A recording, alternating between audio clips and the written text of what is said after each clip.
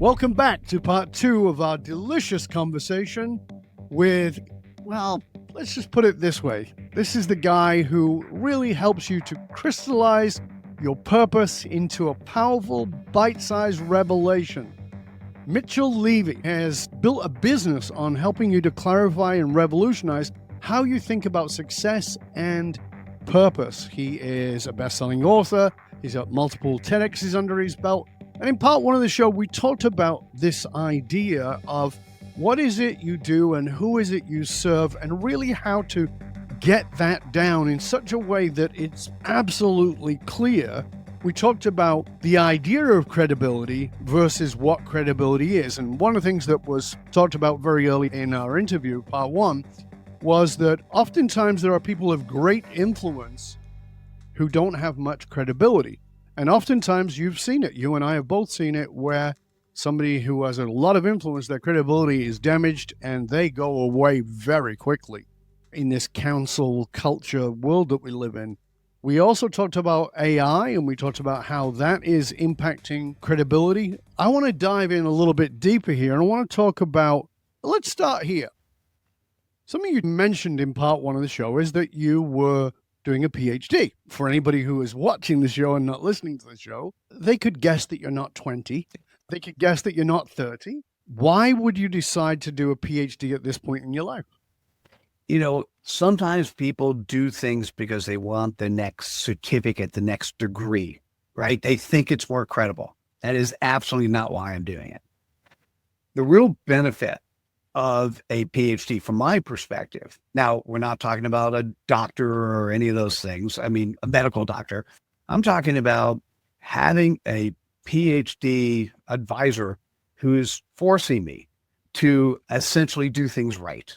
So do the right research, figure out what's out there. And my particular goal, because I now see where the intersection of clarity and credibility is, by the way, what's missing in all that is the implementation. So I see that, and I want to bring a field that is not talked about today. I want to bring a field called executive abundance into the limelight. So I am being forced to do that PhD. I'm being forced, and by the way, this is a good force, being forced to actually do the research to document what are the various components of executive abundance so that other people can come by after me and build on top of that research. You talked about in part 1 these 10 values that you are looking to. I'll back up. I'll just say you talked about in part 1 about the 10 values. So now let me ask you, why is what you're doing based on 10 values, and what are those 10 values in a quick summary so people can have a sense of, do I know that? Because I find that oftentimes people don't know what their values are.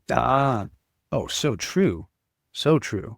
So the interesting part to me is simply the concept that credibility is the quality in which we're trusted, known, and liked. So those values are associated with each of those areas. So under being trusted, it's being coachable, having external integrity, authenticity in terms of who you are, and being vulnerable. So as you are being trustworthy, you need to show that. Now, the next area is as I get to know you. It's not that I know of you, as I get to know you, that you have the number one, you're a servant leader, probably one of the most important, that you have the intent and commitment to do the right thing. And the only value that appears twice is integrity. And that, as I get to know you, I need to see your internal integrity. And what we mentioned in the first session is when you get the spidey sense in the back of your neck that people are sort of not saying things right, it's because their external and internal integrity don't align. Now, the last component is being liked. And if you want the real easy way to be liked, show respect. And I call it spreading cred dust. Cred dust is the ideas, thoughts, and actions of others. So show respect and spread cred dust. So when you talk about spreading the cred dust, I think that's something that we probably need to dive a little deeper into, because I know that I see people not only failing to do that, but purposefully not doing it because they think it gives them credibility. Can you address that? There are so many marketing cookie cutter approaches, and that's one of them. That we need to be, if we're the leader, we need to know everything, be above it all, and have all the answers. And here's the cool part. If you're a leader, the best thing you could do is construct and have a great team, and you're getting all the answers from them. The leader should be accepting the responsibility for everything that goes wrong, and the leader should be giving credibility to the entire team for everything that goes right. Those are the shoulds. But what it ultimately comes down to is that you as a human, you as a leader, if you respect yourself, you respect others. If you're adding value to others, you are sharing who they are. So the next couple of times that I speak in front of a group, and particularly when people say to me, Mitchell, how do I get on a TEDx or how do I get on the podcast? I'm going to say, Dov Baron, it took me 5 years and he refused me twice. And I will spread your cred dust. And he did that because he cares about the audience. And the thing is, he really cared about me because I wasn't hitting my potential. Look at your CPOP. Are you ready? Elite individuals wanting what's missing. There was something that was missing that I didn't even know, other than I needed you to let me on, but you knew there was something missing before I could get on. You encouraged me to do that. Now, clearly, when you coach somebody, it happens faster than 5 years, but I needed that time to make it happen. I love what you just said there, Mitchell. I think it's really important for us to hone in on, because a very good teacher of mine years ago said, think about what you've learned and who you've learned it from in this particular area that we were focused on. And he said, who is that? And I said, it's this person. And he said, okay. And he said, when did you learn that? And I said, about a year ago. And he said, in 5 years, that will turn into someone told me, as opposed to this person's name. And he goes, in 10 years, it'll be, well, I've always thought. Probably. And he said, that's the human condition. And if you're going to actually leverage what you learned, you should always give credit. We have a program called the Authentic Speakers Academy for Leadership. And in that, I say, please, you can steal anything you want from me as long as you give me credit, because it will add to your credibility. The moment you try and claim it as yours, I've been around a long time doing my thing, and somebody's going to go, that's not yours, that's Dov's, and you will shoot your credibility in the foot. And this is why it's really important to say, I learned that from Mitchell. When did you learn that from Mitchell? Oh, he was on Dov Baron's podcast, and Mitchell Levy said this, and I went away and I did this. Now your client goes, oh, you're coachable. I'm not just being coached by you, you're coachable. I want to listen to you. And that is key. I think that that's one of the things that people miss in credibility is they think of credibility as being, I'm all that in a bag of chips, as opposed to, I'm a learner. I'm somebody who's deeply curious and wanting to grow. So I just learned this from this person. I learned that from that person 5, 10, 20 years ago, and it's transformed me. This person goes, oh, yeah, okay. You drink your own Kool-Aid. Yes. By the way, I'm going to answer your question, why the PhD now? It's been too easy for me. I needed the kick in the butt, and I'm like, wow, this is going to do, and the contribution I want to make requires this. So it's not about the degree or the letters behind my name. It's simply, I believe I could leave a longer, bigger impact on those around me by pulling together what so many people are doing today, giving them and spreading their cred dust and creating a field in which we as leaders can do a better job playing in.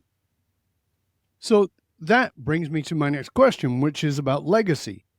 Because I think if we're going to really get clear about who we are, how we are serving, and understanding what our credibility is, we need to consider the legacy of that. Talk to us about why legacy matters so much. So we'll do a definition. So we're playing on the same playground. To me, legacy is what people say about you when you're not in the room. So if you're a CEO running a 100,000 person organization, you have 100,000 dinner conversations where they're talking about you. Are they saying good things or bad things? What is your legacy today? Because people are talking about you. To me, it's not about the plaque on the wall. It's about the lives you've changed. For me, part of my legacy, so Marshall Goldsmith, somebody you respect, I'm part of the Marshall Goldsmith 100 Coaches. And he was one of a number of people I interviewed for a book on legacy. They changed my mind on what legacy is. And once again, it's that definition I share. One of the things that Marshall encourages us to do is come up with something called the daily questions. So every day I answer, I think it's 8 questions. And it basically says, did I do my best? And in this particular case, did I do my best to change the life of somebody for the rest of their lives? And the answer is, if they actually have received their CPOP, they've gotten their clarity and they live by their clarity, I've changed their life for the rest of their life. To me, that's a better legacy because I've changed not their life, all the people they've interacted with, because they now are living and executing on their purpose, which makes them happier, smile more, and more effective. Thank you. That's a good clarity. And I want to dive a little bit deeper with that, because I think that when we open that door to legacy, then we have to open the door to understanding. And this is something I've spoken about many times on this podcast. If you're a regular listener, you know that. I talk about that we are a desperately lonely world. We are more digitally connected than ever, less emotionally connected than ever. We're being impacted by people we don't know in ways that are probably less than optimal. And that human beings are tribal. We need community. We have to have community. And so a legacy must be leading us towards some form of community and creating a community for others. Now, I know that you guide many leaders how to do that inside a social media platform, and that can be a double-edged sword, but particularly in LinkedIn, I think that's really interesting. I like LinkedIn best of all, personally. But talk to us about legacy and community in the context of this CPOP that you're talking about. You know, what's really interesting, having now delivered over 1,000 CPOPs to companies and individuals, is that without incremental support, 90% of those companies, those individuals, are going to forget their CPOP somewhere between 2 hours and 2 weeks. So I call it the act of CPOPing. Now, Dov, you don't use the term. It's a verb. CPOPing. CPOPing is the act of living. It's not this. There we go. It's not body popping. It's not body popping. So CPOPing is the act of actually executing on your purpose and living it. Right. So for organizations, it's powerful when many, many individuals inside the company are actively CPOPing and moving in the same path. In LinkedIn, what happens is, and by the way, this is true on your website, this is true on social, if you actually have been able to identify who you are in less than 10 words, make sure it's everywhere. Make sure it's consistently everywhere. In terms of the clarity roadmap, first, understanding who you are in less than 10 words. Second, is being able to articulate it consistently everywhere. And on LinkedIn, if you have a CPOP, you should be writing articles every now and then. Now, whether or not it's AI starting the first part of the article or you, but each of those articles should focus on an area that covers your CPOP. You have a playground you play in the playground. That said, because 2023 made thought leadership ubiquitous, you're not going to win because you have that perfect killer article that everyone loves and said, hey, I want to hire you because you wrote this great article. What's going to happen is people are going to like you more. They're going to trust you more as they get to know you because you've set up and had a conversation with them. Mm-hmm. Whether it's a group conversation or whether it's individual conversations. And so when I'm working with executives inside company and also business leaders running their own firms, what I'm encouraging them to do is, this goes against what many people say is effective LinkedIn networking. So let me tell you what's effective. First, good LinkedIn profile. Second, one post once a week. Third, go into your LinkedIn Messenger and be able to effectively have half-hour day conversations with people. Now, how do you do that? Well, with LinkedIn, it's very easy to do things like wish people happy birthday, happy anniversary when they have new jobs. come up with a post that's slightly different than what other people say. And when they respond back, if you said happy birthday, a lot of times my response back when I'm spending my half hour in LinkedIn Messenger might be, hey, did you do anything interesting on your birthday? Depending on that response, I'm going to go, that got me really curious. Do you mind if we have a call? I'd love to meet with you. Mm-hmm. And that's what ultimately is building your community, is finding those people who you want as referral partners, those people that you want in your life as part of your community, those people that will be future customers, or they have been past customers, but you still want them as part of your life because they are great referral partners going forward. And how do you do that? Well, you need to continually touch them, and you do them in such a way where you're adding value to who they are. The next time I recommend somebody for you, Dov, you go, Mitchell, that could have been a client for yours, but Dov, you would have been better at it. Mm-hmm. You will remember that for a long time and probably reciprocally give back. Of course. We've not been taught to think this way. That's what community really means, is adding value to each other. So you can't do it to the world. That concept of being an influencer for tons and tons and tons of people may not be as important as the influencer for those people whose lives you changed, because who they're changing is pretty significant. It's one of the things that I've really tried to hammer home with many of the people I've guided, and that is, sure, you can raise yourself to the level of popularity or whatever term you want to use so that you are influencing / impacting millions. And that certainly can feel very, very good. But is that as effective as impacting 10 or 20 people who all can influence millions? It's far more effective for you to influence 20 people who are at the top of their game in the world you want to influence, particularly if they are genuinely, authentically credible individuals, because they can then go out into the world and serve with what you do. There are many people I serve whose name I can't use. I don't use their name. They're too, quote, famous or known. I can't use their name. They can use mine, but I can't use theirs. And that's okay, because as a result, they're a little more thoughtful. They're a little more conscious. They're a little more present with what it is they're doing. That's great. Am I as well known as Joe Rogan? No. Does it matter? No, it doesn't.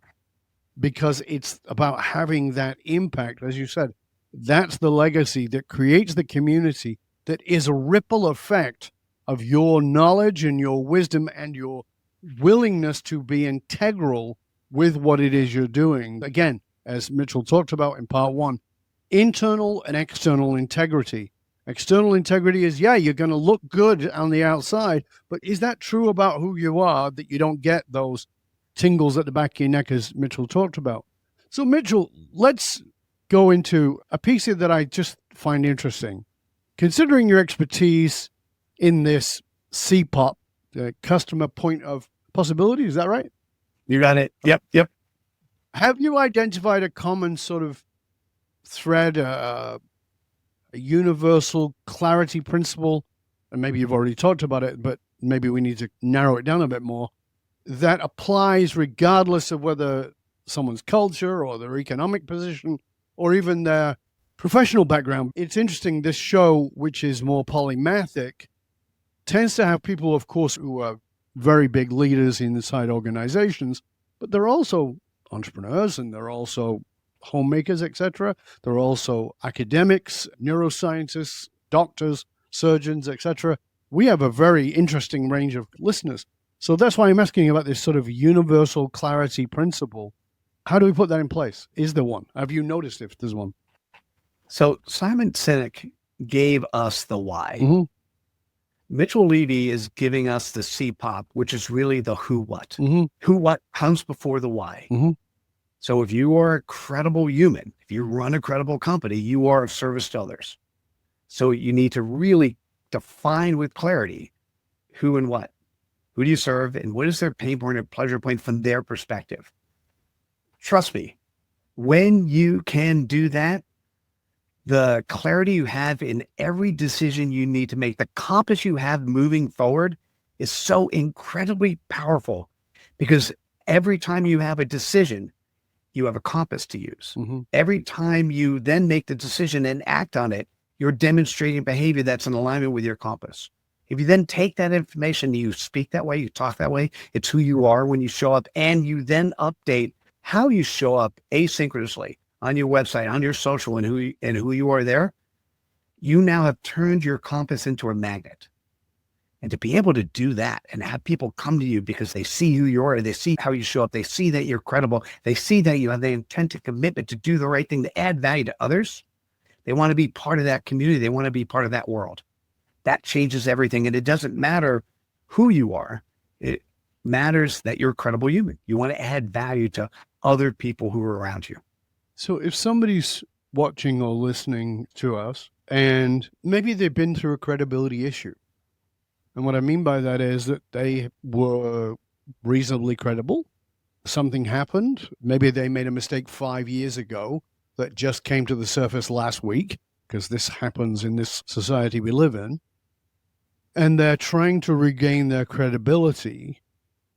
What would be your guidance, your advice for them? Well, first, you do need to own it. Mm. So if it's 5 years ago, 10 years ago, yep, this happened. I did do this. This happened then. That's no longer me, but I do accept what I did and I apologize for that. And this is who I am going forward. How many people were at some point in time horrible bosses?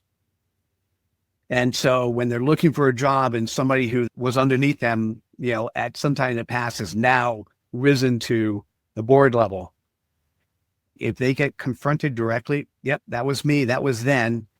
This is how I've changed and why I've changed. I have to let you see me as somebody different, but that's not me anymore. I think that this is such a key point that people forget, that vulnerability and credibility go hand in hand. And the old school that we're old enough to remember is that credibility meant you never let anybody see the chink in your armor. And that's a foolish thing to do today, because it is going to be your downfall. Because I got news for you. You don't walk on water. You're not perfect. None of us are. It's just the truth of who we are. And I can look at my own life and think, that was who I was. I wish I wasn't like that. But the truth of the matter is I was, and I've been willing to examine and grow from that. And I think that that's a really important piece in credibility.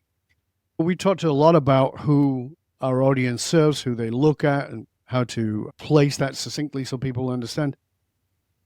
You talked about these executives who are focused on abundance, or who are abundant executives.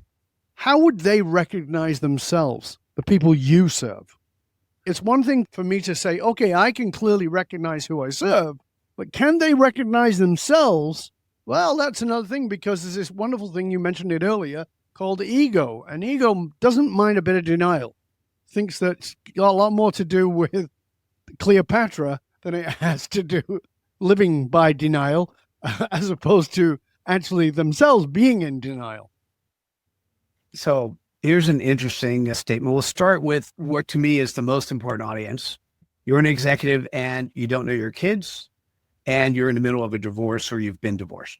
That's because my wife is horrible and she's turned my kids against me. That's an egoic response.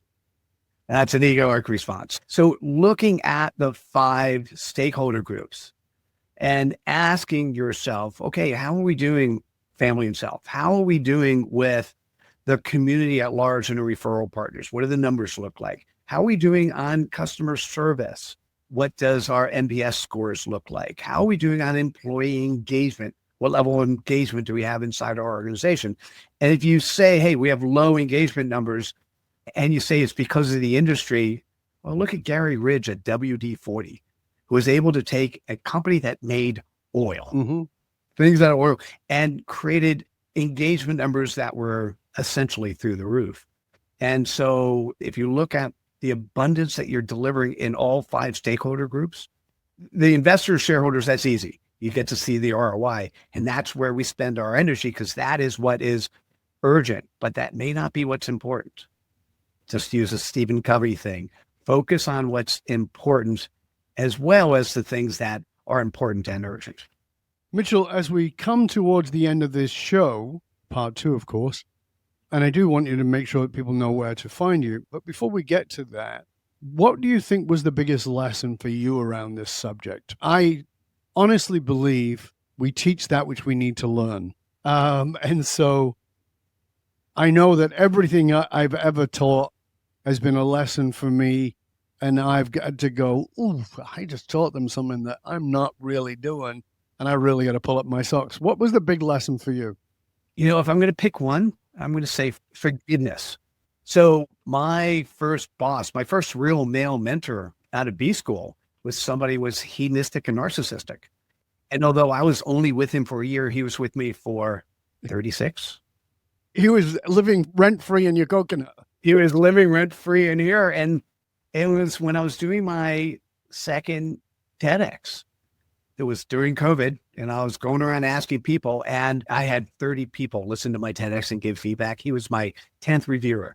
He said something that recognized, here's what he said. He goes, Mitchell, most people who are not credible, they're not credible because that's how they've been taught. So you have to give them permission. And I go, huh. And then he says, you need to give them forgiveness. And then I thought about it that night. I'm like, wait, I need to give forgiveness, not just to my bad male mentor, but also to Mitchell. What does that mean? I forgave myself for living under the paradigm of him having rent-free space in my head. It was okay. It was just who I was because of who I was influenced. And now I'm somebody different. And it's, by the way, now very easy to see in others. And then sometimes I just ask the question, or I might actually share Ted Lau's comment so that it could sit and somebody could think about it. And by the way, I love the concept of, is somebody living rent-free in your head? Because if you're holding a grievance against somebody else and they don't know who you are or don't remember you, the only one who's suffering is yourself. Yeah, and that's what's really fascinating about it, is if you had a conversation with that person, they probably go, really? I said that? They don't even remember, but like rent-free living in your coconut for years and years and years. Mitchell, this has been a lovely conversation, a delicious conversation. Thank you so much. I want to make sure that people know how to find out more about you and all your wonderful resources. Please make sure you share that with them. Absolutely. So go to the website. It's mitchelllevy.com, mitchellllevy.com. And from there, if you want to connect on LinkedIn, you can do that. If you want time on my calendar, you can make that happen. But you can also see some of the things we're doing on Clarity, on Credibility, on LinkedIn, some of the things we're doing. And if there's something that's exciting to you, book time on the calendar or sign up for one of the programs. And we're happy to see you. And mention Dov, because I'd love to hear that people came from Dov Baron and your show. And Dov, thank you so much for having me. You are amazing. Thank you, sir. That's a pleasure and an honor. I hope you'll stay with us to the end. And for you, dear listener, remember, those who control the meaning for the tribe also control the movement of that tribe. Leaders committed to positively shaping the political and business landscape know that they must tap into what drives human behavior. I'm Dov Baron. I show businesses, teams, and leaders how to harness their emotional source code to move their tribe, because unified, actualized meaning is the single monolithic difference between mediocrity and greatness for all individuals and companies. Remember, we need your help in staying relevant, so please go to wherever it is that you tune in from and do us a favor. Rate, review, and subscribe to the show. And a big thank you to you, if you are a regular listener, for sharing the show with everybody you know. It makes a massive difference to us. Till next time, stay curious, my friends. Stay curious about, what is your purpose? Do you have clarity about your credibility? And if you don't, well, maybe you want to check out what Mitchell's offering. And maybe go back over the show, listen once or twice, and take some notes. I think you'll find yourself with a great deal more clarity. I'm Dov Baron. I'm here to assist you tapping into your deepest meaning to reach that next level of clarity, focus, purpose, and profit in your business, life, and your leadership impact. And I am out.